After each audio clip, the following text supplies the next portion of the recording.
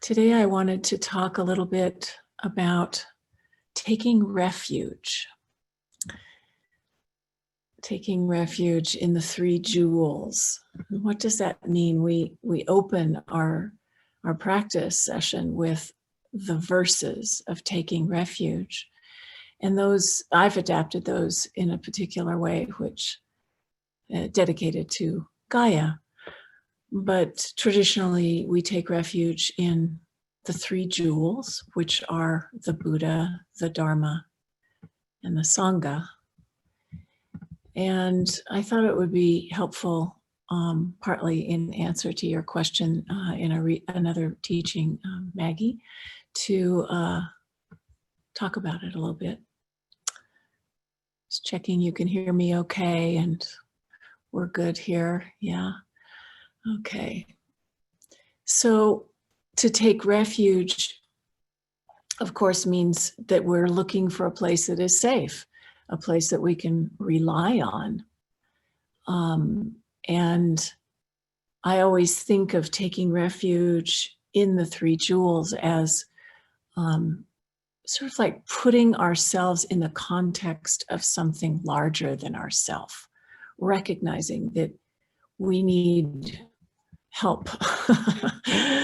We need help. And but we're looking for that safety. We're looking for that something we can really rely on. And so when we come into the teachings, we realize that these three jewels, the Buddha, the Dharma, and the Sangha, are very precious and helpful, supportive to us on this path of liberation from suffering. So the Buddha is the teacher, the Dharma is the teachings, and the Sangha is the community that practices together. These are like the most precious things we could possibly encounter because they support us in our own liberation. So, but taking refuge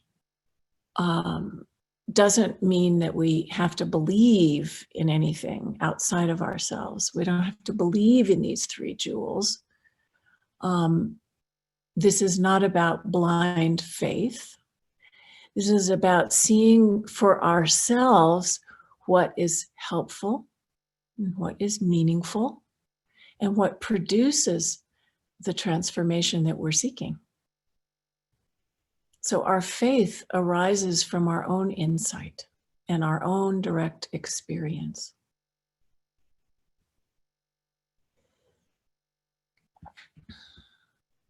Faith is very different than belief.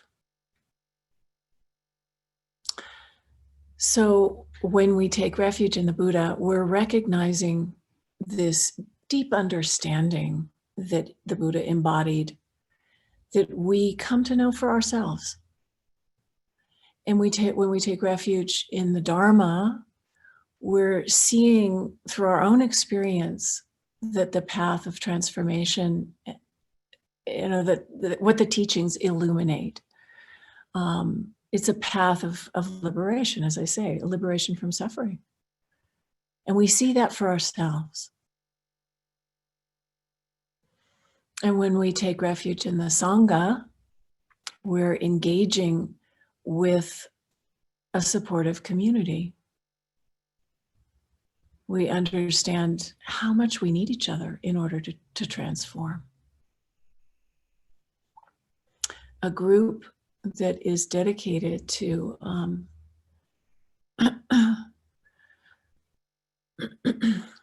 peace and love and living in harmony is priceless. So we can touch these three jewels in ourselves. We don't look for them out there. We look for them in here. They're not ideas. They're really like the life force of Mother Earth that we are coming into relationship with. That's how I always see it anyway. So when I take refuge in the Buddha, I'm actually taking refuge in myself, in my own Buddha nature, my own awakened nature. I recognize the word Buddha simply means one who is awakened. And that nature is in all of us. So the practice is really about just peeling back the layers in order to access what's already there. Our own innate nature, our own wisdom, our own compassion. These are qualities that we all have. So the Buddha and the Dharma and the Sangha are all in us. Thich Nhat Hanh wrote that to plant a seed is to entrust it to the earth. To plant, the plant will live or die because of the earth. The earth also entrusts herself to the seed. Each leaf that grows and then falls enriches the soil. And when we take refuge in the Buddha, we entrust ourselves to the soil of great understanding. And the Buddha entrusts him or herself to us for understanding, love, and compassion to grow in the world. Seeds won't sprout in arid land, but if the soil is fertile, the harvest will be bountiful. I love how he always brings it back to gardening. He brings it back to the connection to nature. So we don't look out there, we look in here, that everything is in our own hearts. And our heart is that safe space that we can rely on. It's really hard to find a reliable teacher in these times, isn't it? So really we look to ourselves and we look to the Sangha to support us in tapping into that place within, where our wisdom is, where our truth, our own truth lies. That's why we always bow to our own cushion, to our own seat.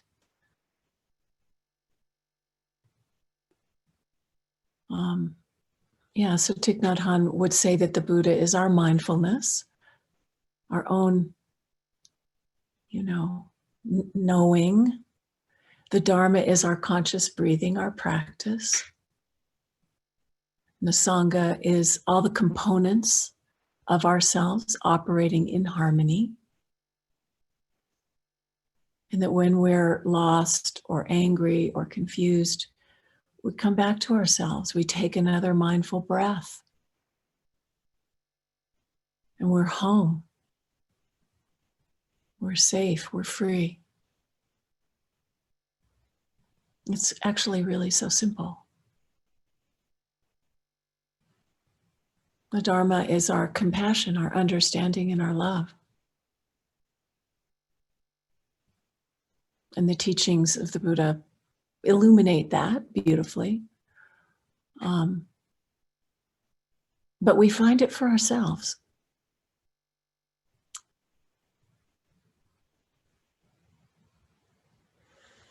And to realize these qualities of compassion and love and understanding, we really actually do need a Sangha. Traditionally, the Sangha is called the fourfold community of monks, nuns, lay men, and lay women. But the Sangha is also the trees, the birds, our own cushion, our friends, our family, if we happen to be in a supportive family like that. We have to find that Sangha, we have to find that support. Because transformation is really hard all on our own. We think we can do it all by ourselves, but we can't really. I don't know anybody who can. We live inside of this interdependent co-arising of relationship. And when the Sangha shines the light, we see everything much more clearly. So we're lucky to find a good Sangha, just like we're lucky to find the teachings and discover this Buddha nature.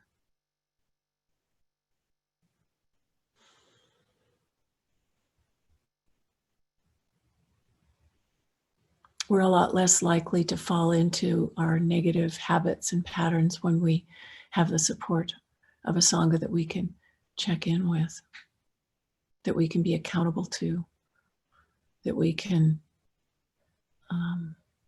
relax into, feel safe with.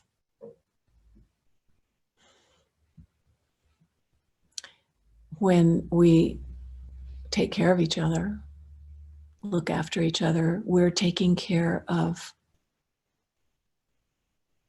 the Buddha, because the Buddha is in each of us. So we realize, when we bow, it's bowing to the Buddha in you. That's who I'm bowing to. When we take another person's hand and comfort them, it's like looking after the Buddha. It's a way of practicing the Dharma. It's a way of taking care of the Sangha. These are precious, precious opportunities, jewels. So we take refuge in these qualities, in these things. And we see them as not separate from ourselves, not something we have to believe in or,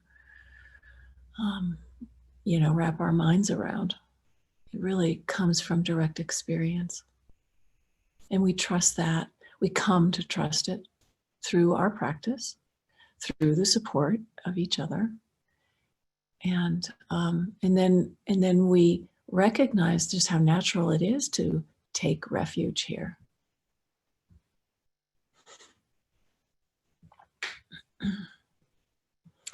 In 1998, Thich Nhat Hanh wrote this: in the 21st century, we will have to practice meditation collectively, as a family, as a community, as a nation. The Buddha of the 21st century, the coming one, known as Maitreya, the Buddha of love, may well be a community rather than an individual. Sanghas that practice loving kindness and compassion are the Buddhas we need now.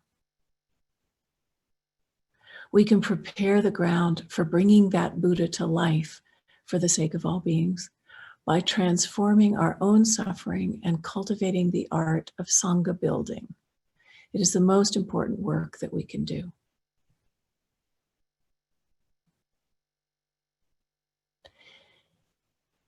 So even back then, he was saying, and even earlier than that, he was saying, the time of the individual awakening is actually behind us.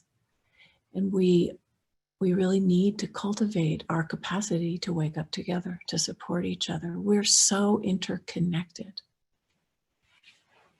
And that is really one of the great teachings of our times, recognizing that. So I see the three jewels really most beautifully expressed in the earth, in the living systems of Gaia. All we have to do is just open our eyes and, take note of how it all works. The great wisdom of Gaia is in us and all around us. every ecosystem of the web of life. And our own very nature is completely inseparable from her.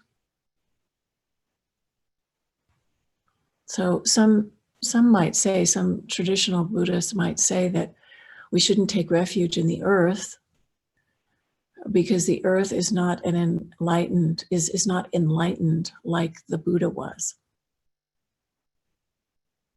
You know, an enlightened figure, being out there.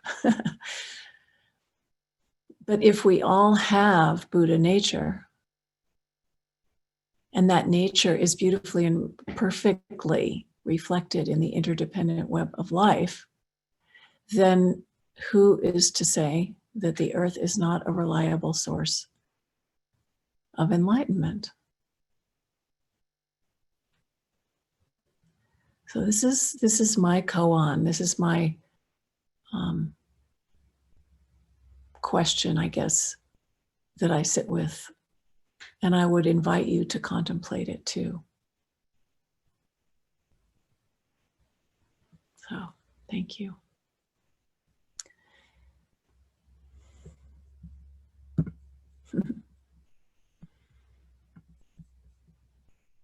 This is where the three jewels have led in my life. And I'm curious where they lead you and how we do this together. This waking up business. Now, in these times.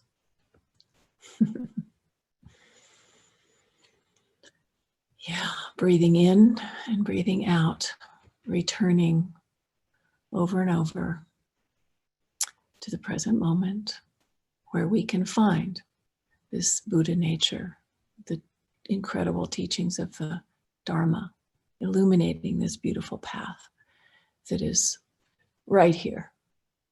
And with the very next breath, we can come into another moment of seeing more clearly in each other's presence.